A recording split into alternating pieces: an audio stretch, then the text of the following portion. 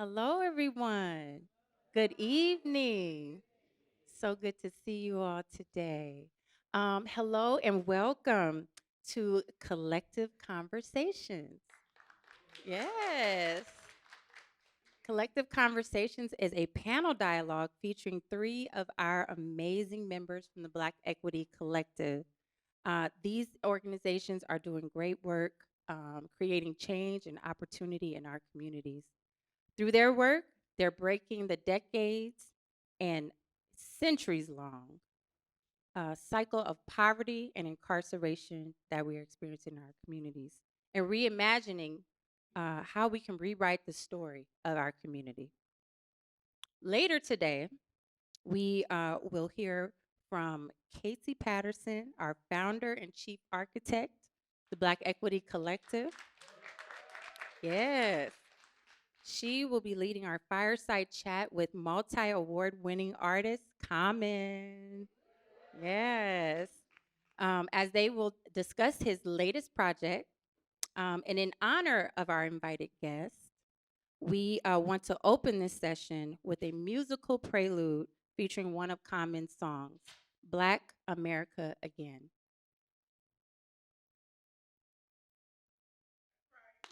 Yes, yes, yes. And so the song is influenced by the recent death of unarmed Black women and men whose lives were taken by police officers. The song reflects on the ideas, tragedies, and stories, uh, including the political environment our community faces in America. The song is created as an ode to the countless lives that have been lost. Black America Again presents itself as a release, a call to action, and a profound, inspiring anthem in rewriting Black American history. And now I will turn it over to Felicia Jones, Managing Director of the Black Equity Collective, as she moderates our first panel discussion. All right. Good evening, everyone. It's so amazing to see all of you all out tonight on a Thursday night for a an incredible conversation with some incredible folks. And I am honored to be able to just facilitate this conversation with two women that I have actually had the pleasure of knowing now. Can I say almost 2 decades or maybe more? And a gentleman that I am just coming to get to know, but certainly respect your work. And so we're just gonna have a great time together, right? And we're gonna tee this up for Common. And you all will get a chance to see Casey and talk to Casey. But in the meantime, you got us, and we're gonna have some fun, right? Okay. so so we did want to anchor this since we are featuring a rap artist. This is the 50th anniversary of rap music. It feels so appropriate that we're having this conversation with a rap artist about social issues and featuring this song, Black America Again. And we are, in fact, the Black Equity Collective. So we should be talking about everything Black tonight and all that is good about being Black and what we are doing to change our circumstances. So we're going to start this conversation to just by introducing Dina Walker, who is so graciously serving me right now, is the president and CEO of Blue Educational Foundation based in the Inland Empire. Woo woo for anybody from the Inland Empire who made that trip all the way down here. Blue Educational Foundation has a mission to provide educational and human services programming to youth, adults, and organizations in order to build healthy and productive communities. Welcome, Dina. We also, yes, clap it up for Dina. We also have Yusuf Andre Wiley, who is the board chair and founding member of the Timelist Group. This is a nonprofit foundation founded by a group of men in prison. A lot of those men were doing a lot of time, but they found community within each other and really found an opportunity to struggle for the brotherhood, connection, and freedom. And he is doing amazing work now in Los Angeles, Lancaster, and all other places. So, yes, thank you for being here, Yusuf, and pleasure to meet you. And then Susan Burden. Many of you all know Susan Burden is the founder of a New Way of Life Reentry Project. She is also the co-founder of All of Us or None and the formerly incarcerated Convicted People and Families movement. She is the author of Becoming Miss Burden. You all know her as a CNN hero. She is a freedom fighter. She is representing women all across this country. And she is just doing amazing freedom work. So it's so nice to see you and have you, Susan. All right. So, all right. So you didn't really get a chance to hear the song that well, but we invite you to go back and listen to Common's Black America again. But we're going to actually try to do this conversation in an interesting way. I went through the lyrics of the song and I thought, well, we are featuring an artist. We might want to know what he was talking about and figure out how to how to make it make sense with what we're doing. So if you don't mind, I actually want to start this by with a lyric, and I think it's going to come on the screen. You all tell me if it will. Yusef is the first person I actually want to engage right now. So this line in the song says, and it's actually I think part of a sample of the song. It says, "One way of solving a lot of problems that we've got is to let a person feel like somebody, and a man can't get himself together until he knows who he is and be proud of what and who he is and where he comes from." Again, this is from that line in Black America again. So Yusef, your organization's theme is "It's never too late to change."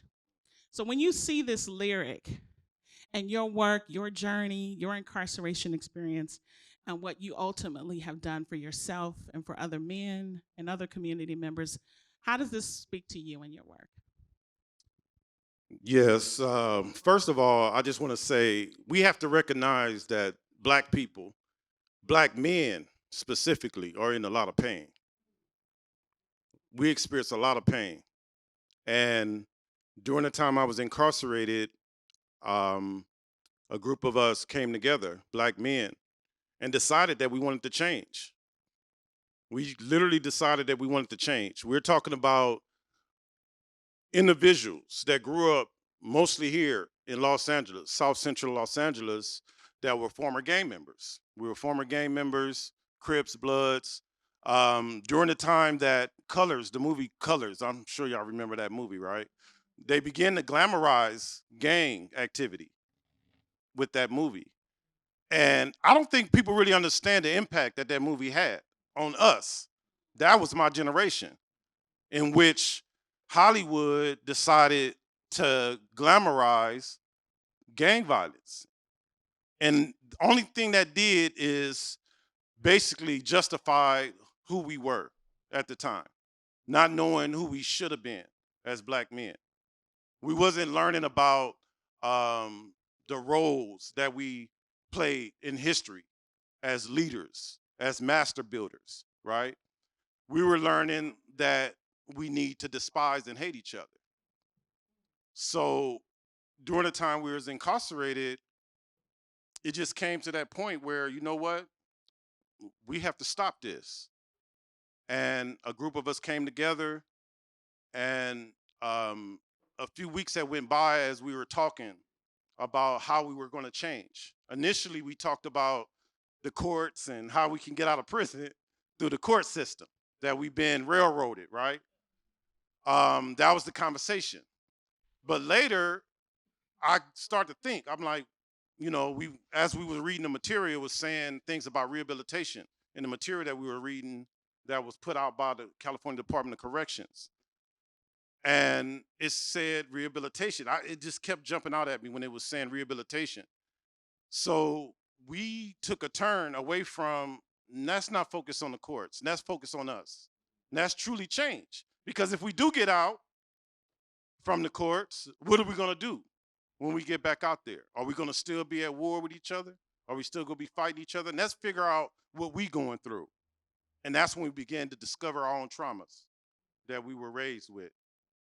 Many of us, you know, I came from a two-parent home, but many of my friends didn't. The guys that I grew up with and hung out with, they didn't. You know, they come from different traumas. I had my own traumas of growing up in a community in a neighborhood where Hollywood was what it was about. So the way we got Hollywood was gangbanging. Think about it. Think about the names that we were adopting. Similar to Al Capone. We were taking on those same names, Capone. I had homeboys with that same name, Capone, Al Capone. And that was how we got Hollywood. So when we got inside and realized all these things and we began to talk about it, that's when we came up with the theme, It's Never Too Late to Change. And that became our theme after every workshop. Every time we did a workshop, we would get in a circle. Can you imagine this? A group of men getting in a circle holding hands, right? It started off about 30 of us. And at the end of each workshop, we would say, on the count of three, it's never too late to change. And that's still the theme to this day. You can go into some of the prisons right now in the state of California where the Timeless Group is still functioning as workshops, and that's still the closing of each workshop. And so when I see this here, how did it happen? How did it start? It started from reading. It started literally from reading. We wasn't reading, and many of us, and I'm gonna look at myself first. One of the reasons I began to take that turn, it gets real deep. When I took that turn to go bad, it was because I wasn't good at reading. When I was sitting in the classroom and the teacher called me out to read, that's when I became the class clown. I said, you know what? I don't do that. So I became the class clown. That led to me becoming the class gang member, right? I found something else to do.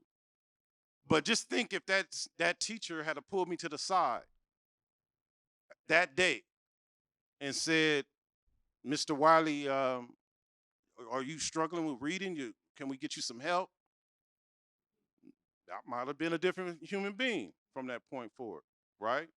So that's how we blend in. That was a way that we diverted that behavior.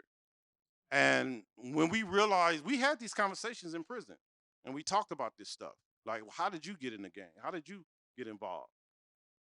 And this is what we started discovering. So once we read and began to read, it went on and on and on to what you see today in Timeless. We have about 120 something employees. 85% of our workforce is system impacted folks, right? So we're trying to do the work now. Good stuff. That's good stuff. So Thank you so much. I mean, I think I know that there's a data point. When I started organizing years ago, we used to look at this data point that said 70% of incarcerated folks were illiterate and were likely to be cycle back into incarceration. So the fact that you all started with reading is pretty amazing, and there is so much empowerment. And I think that actually is a great setup for just to have a conversation with you, Dina, about your work. We have just a quote from Common song "Black America Again," and this one says, "The role of help." Oh, is it coming up yet? Next one. All right, there we go. The roles of the help and the gangsters is really all they gave us. We need Ava's, Ta-Nehisi, and Cory Booker's, the salt of the earth, to get us off of sugar and greasy foods. I don't believe the news or radio stereotypes we refuse. I love this, and I think this certainly speaks to what you have said, but also, Dina, you through Blue Educational Foundation, you have really tried to divert young people out of the incarceration experience, out of the school to prison pipeline, but to create pathways to college.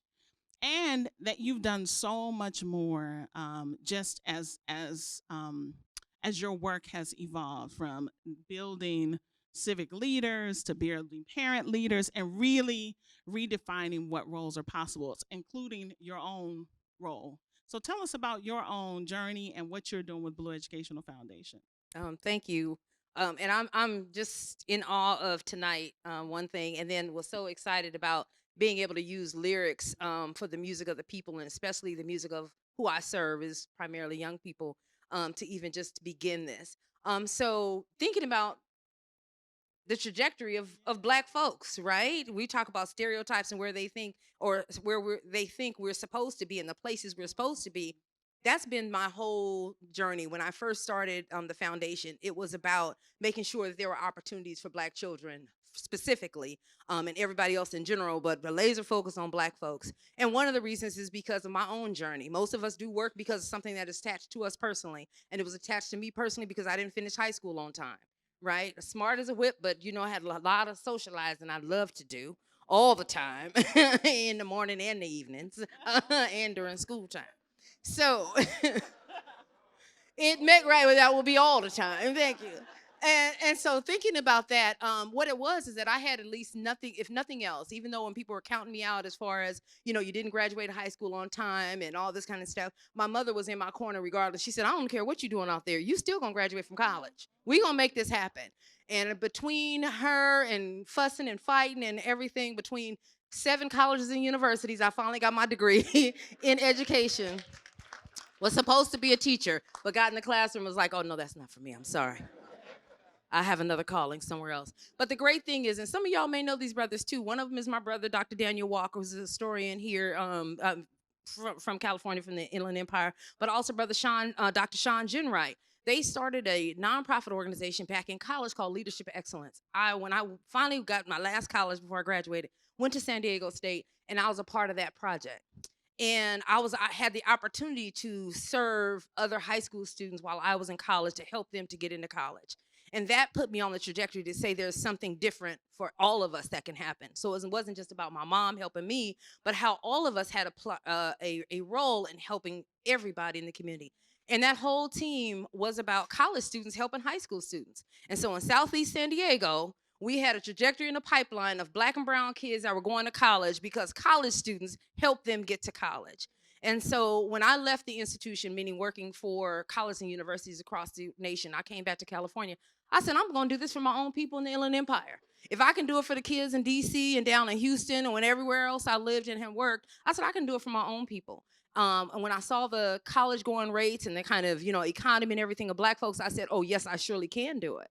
And I began doing that work. And so one of the great things I can talk about the accolades when people talk about what's your greatest accomplishment, what is most important to you, and I always say it's only about how many kids I get to college and the ones that graduate, right? Because I can get a whole bunch of them into college. It's about the ones we graduate. And we were talking today, literally in my staff meeting, and they were saying, well, how many kids? I said, well, right now, look at the college, the scholarship roll right now. We have kids in 47 colleges and universities across this nation right now this school year. We've given out this year, we're giving over $250,000 in scholarships. This is the biggest scholarship year we've ever given. And we do it consistently over years. It's not just give people money one time, It's about, if you're going back, we're going to try to support you and keep going and everything. Now, of course, that does come with a price. Because it was a hard journey, and we're not just getting your fish. We're going to teach you how to fish. And so in that is required that we build leaders too. So they have to do community service. They have to come work together. They are all of our leaders. So when you see blue anywhere, there's always going to be young folks, because those are kids in our program, regardless of GPA. And so that's the other piece. It's not about a GPA, like all the top. Our kids are not the top scholars in high school. Our kids are the one you'd be like, that boy, he been cutting up, and they're the throwaways, right? Because I was the throwaway. And so that is who we focus on. It's not the 20%, it's the 80% that don't nobody even be caring about, right? And so from that standpoint, we started working with the kids and developing them as leaders, but then turned around and realized the parents, we had to build the parents, their advocacy skills, because I couldn't be everywhere for every student, and my staff couldn't be. So we began with the help, and that's the whole thing about how we come full circle.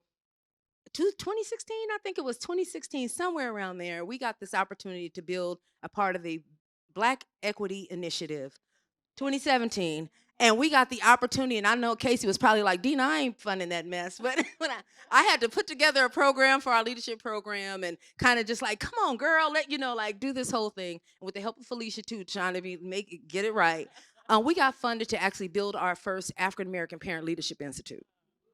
And from there, it just became a cycle of building leaders in the Inland Empire. And so it went from just our student leaders to then our African American parent leaders. We started doing a community leadership fellowship for Black folks. And then 3-4 years ago, we started building political officials in the Inland Empire as well. So we've got folks who've been running for office for the last couple of years. A couple of them are seated right now. From there, I even became an elected official and ran 2 terms. So all of this has, really made back to this about what people think and where we're supposed to be, about changing that whole trajectory and telling you I could do whatever. We can talk to my high school counselor right now, and if they talked about where Dina Walker would be at this day, and then you just the list of the things and places I've been and was able to do and help and everything, it would never match up to what they thought I was going to be or who I was going to be, right? Never, in the neighborhood that I came from. And so really understanding that piece and the power of this work for the collective, it has changed from not only just, these little pieces about doing the institute and building leaders there, but an ecosystem of some great folks doing some great work. I've been able to work with some folks, and some of them are in the room right now, between the Inland Empire Black Workers Collective. I've got my girl over here. We sit now as a convener of the Inland Empire Black Women's Collective now, leading some work. And again, being a part and being able to serve on the advisory board for the Black Equity Collective. But it would not have happened if we didn't have the vision, even from this collective, and the folks who are all a part of it didn't say, oh, it's something different from my people. I don't care what you think we're gonna do, but this is what we're gonna do. And we're gonna switch it all up just like hip hop. I'm gonna give you the right now, because full circle, how we change it up in hip hop, we change it up in our lives, and that's the work that we're continually doing as a part of this work with the BEC. So thank you again, and thank you for being a part of this awesome panel. Dina Walker certainly is reimagining roles for us and just doing an amazing job. So just congratulations to you. Susan Burton, let's talk about you. Let's talk about you. Y'all know this is CNN Hero. I mean, she certainly is deserving of her own stage, her own platform, and we are just honored that you were here. So we got a lyric for you too. So it says, the new plantation, mass incarceration, instead of educate, they'd rather convict the kids. As dirty as the water in Flint, the system is. Is it a felony or a misdemeanor? And of course, the lyrics go on and on and on. But you certainly, you have been responding to what we now know as the new plantation prisons are the new plantation. Mass incarceration is a new form of slavery. And you have been referenced really as the Harriet Tubman of this time, this movie. You are liberating women in Los Angeles and across this country just through your freedom work. So let's hear about your. You can go anywhere with this, to be honest with you, Susan. So you can talk about your work in just really disrupting the cycle of poverty and incarceration, what you're doing to empower women specifically. Look, the floor is yours, because I know you have so much to say. So how does this speak to you? First, I want to recognize this room. There was a time I could have never imagined this. The beauty and the power that is in this room. Yeah, there was a time I could have never imagined this. So I want to take to Black Equity Collective, your initiative, your imagination, your vision to even bring us together right now. And as I was coming here, I was like, this a residential. Where am I going? And then I hit the corner and it's like, voila, but I just I want to thank each and every one of you for being here tonight. And for all of what you're doing. I don't know all of it, but I feel the power. We were talking about media, talking about how they shape it shapes our thinking and our community and our young folks and some of our older folks too. And we just have to always be thinking critically about what information is coming to us, how it affects us, and how it disrupts us. So I can remember a time when uh, Congresswoman Waters, so it was Superfly in my day. You know what I mean? It was Superfly. But then the community got itself together. And then I can remember Congresswoman Waters talking about the CIA infiltrating our community and planting um, substances in our community and creating the gang culture. You know, you might have thought you had a choice in that, but you were actually, you know, how to say, led, and the culture created way outside of our community. And that drove women into incarceration in huge numbers, and created the mass incarceration of not only men, young boys, but also the women, and all across this country. And our minds were shaped. You know, I was one of them that was driven into prison, so my mind wasn't shaped, but our minds were shaped, you know, to say these is our throwaway people. We're going to turn our back and we're going to walk away and, you know, leave them to their own devices. But all the time, our communities were being destroyed and devastated by powers outside of our community. So I have to always think critically about the messages that I'm given, the way in which people are responding or not responding.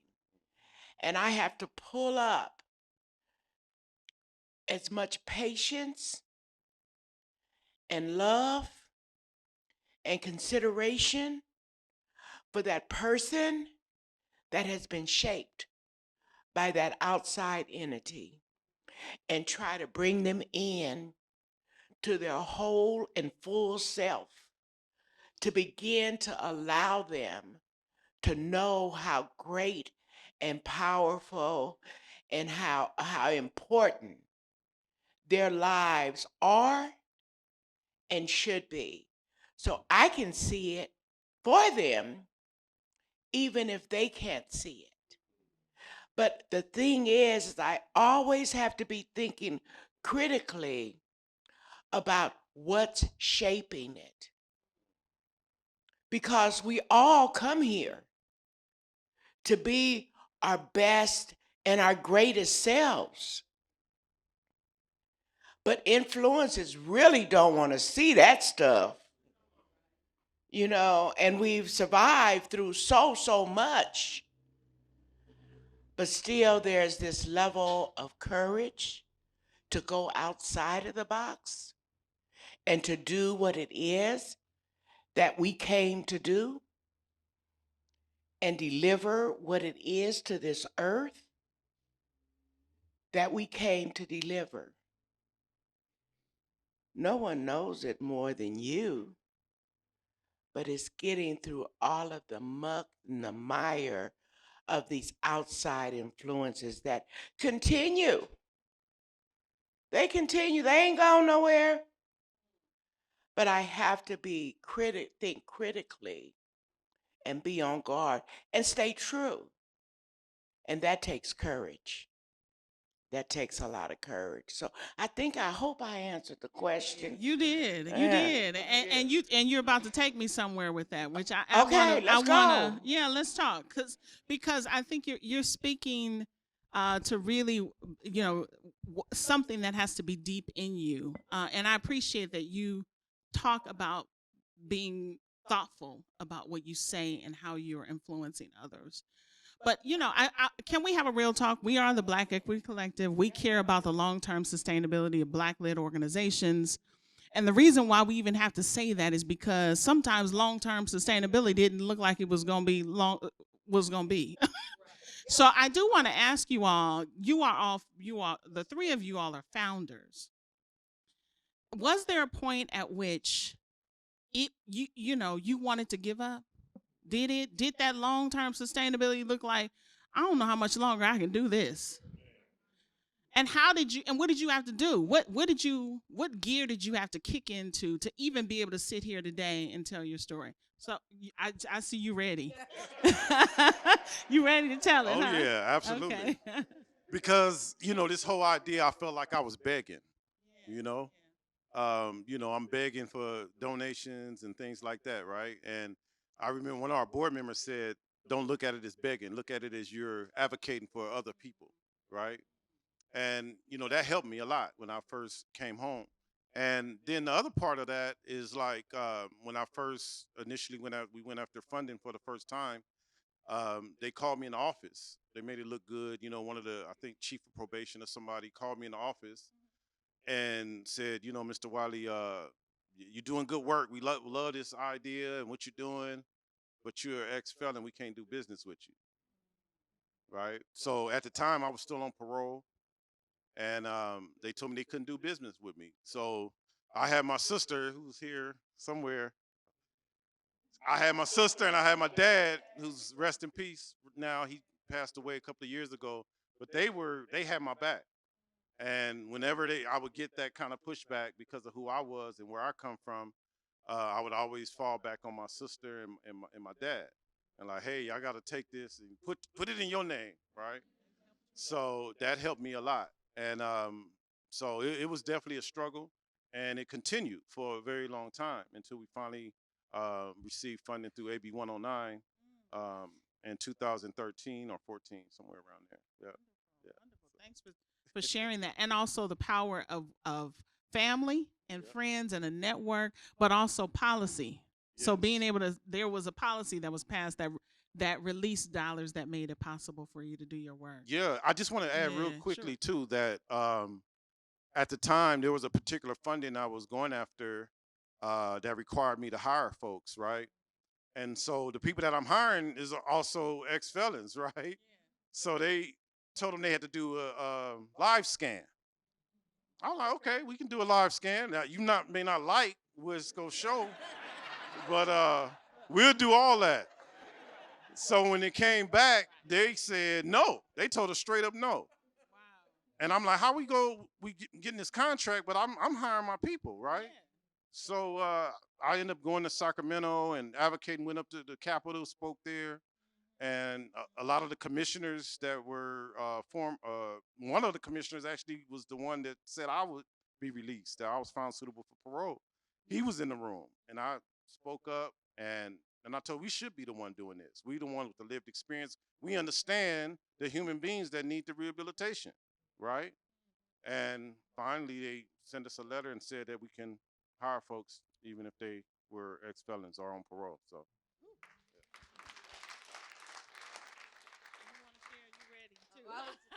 I just thought about because there was honestly there were two times in my career to this date that I was like, well, this ain't gonna happen no more, right? It's just not. And I started the foundation, but I had already had a consulting company prior. And then the first rule of business is you're gonna succeed whether in the first 3 to 5 years if your business is gonna be viable because most of them will fail within the first 3 to 5 years. And I had gotten to the fourth year of the foundation, and in the fifth year and towards that fifth year, and it got into some politics within school districts that happened and some of our contracting, and then I had to make some clear decisions. First of all money wasn't good money because it was just putting our organization into so much stress and everything. So all money wasn't good money, and how we had to report back, because no matter what, we were putting our community first and we were putting Black folks first. So when they was going awry in San Bernardino against Black folks, we had to decide where are we going to stand. Are we going to stand as a contractor with the school district, or are we going to be with our people and not take this money so that we can be advocates on behalf of our people, right? And so that was a big, very big deal. And then what had happened was, literally what happened was, money got real funny, real real quick. When I'm standing on my principles, money got real funny. And it got so funny to the point where literally I had I had gotten this house and everything, and I went through a separation, all this other kind of stuff, and I was living. Me and my girls were trying to live, and everything. And then luckily, I got a great. My children's husband is great. He's like, I'll take the slack up, and everything. Like not take. He. I'm saying it like he was taking the slack. He was holding it down so that I could do the things that we need to do to make this work. And he still stood in that corner from there, but it really was standing that gap, and I really was like, I can't ask my family for any more between taking care of the kids and the advocacy and putting folks and all that kind. I could not ask them for any more. And I thought, it's about to be done. I was down to 2 full-time staffers, and myself, and one of them was a young woman who had 2 kids, 2 small kids. And she was just telling me, she said, I said, oh, I don't know what we're going to do for this contract. I got to write some more grants, but I don't know what the time gap is going. And then she said, Miss Walker, let me know what I can do to help no matter what, because even though I don't have experience doing that, I'll do whatever I can. She said, because I love this job. And this job is helping me personally, like, realize who she is as a person. And it's helping my husband so that he can see that he can follow his own dreams as well. And I just want to do whatever I can to make sure that we, get money to make sure the blue stays where it is. And she told me that, and I was like, tears in my eyes, because I was like, you don't have to do anything right now, but thank you. Let me figure it out, and I'm going to come back to it. And I had to go back and think, what's the priority here? The priority was, yes, the foundation, my pride or whatever like that. But I literally went back and did my little numbers on my finances and realized what happened was it was enough money to keep at least 2 people. I had to make a decision who the 2 people were going to be. And I made the decision that it would be my 2 staffers. Because no matter what with them, the work would keep going, right? And they were loyal. They were going to do whatever they had to do. So I got myself down to a quarter of a time, kept them full time to keep the work, and plugged through. And luckily, within the next 6 to 9 months, we were back on top with better contracts, better agreements, all this other kind of stuff. More funders coming then to fund the work versus us having to do that. And I would just say that, it was the faith that other people had in me that it could happen, and their faith that they could, actually be a part, and they wanted to be a part of something. And I always tell people, I'm like, just start doing what you're going to do, because people want to be a part of a good thing. They want to be a part of the good thing. And when they see you're authentic, you're true, right? And then you're selfless as well. I mean, they want to be a part of that because they can believe you, right? And so that was a time when I was like, it's a wrap. And pride got to me. I can't ask for nothing else. And somebody told me that they were going to give. And that was it. So that was a time. And I'm like, from there, we've been on the way up since then. So,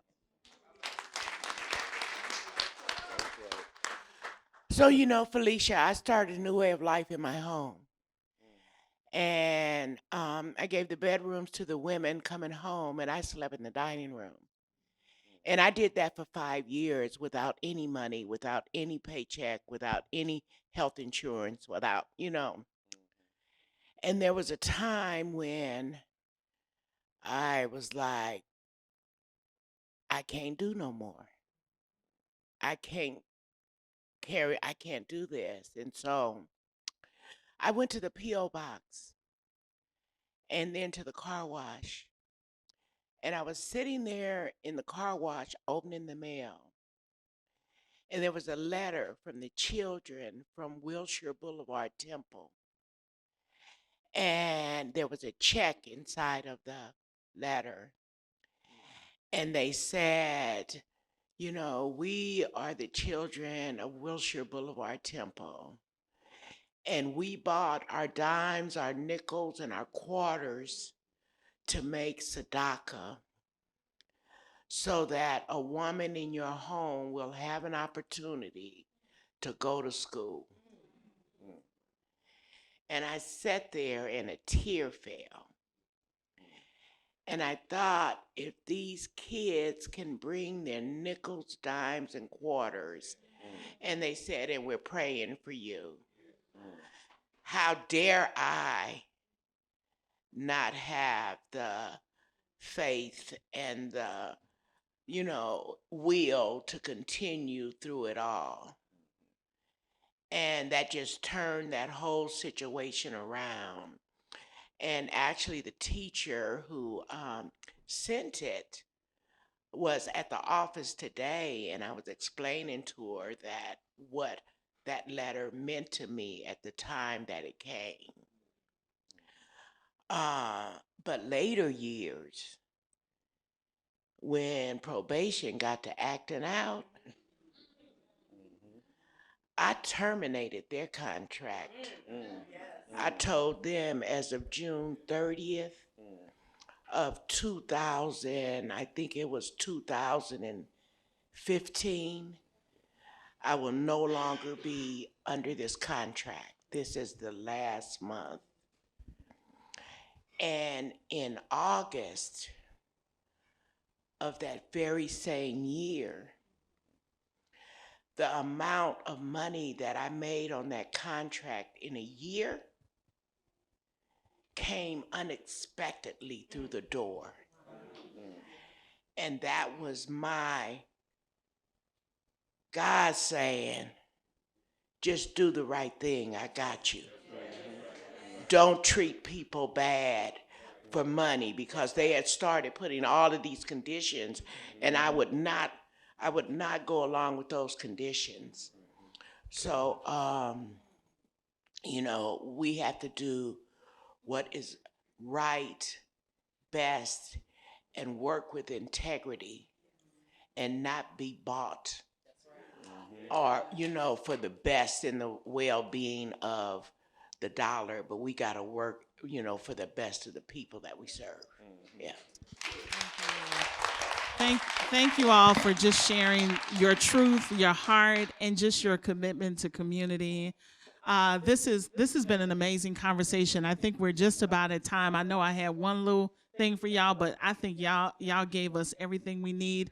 And what I do want to say, because again, we are the Black Equity Collective. We are an ecosystem of Black-led and Black empowering nonprofit organizations and funders. And what you heard today is exactly why we do what we do.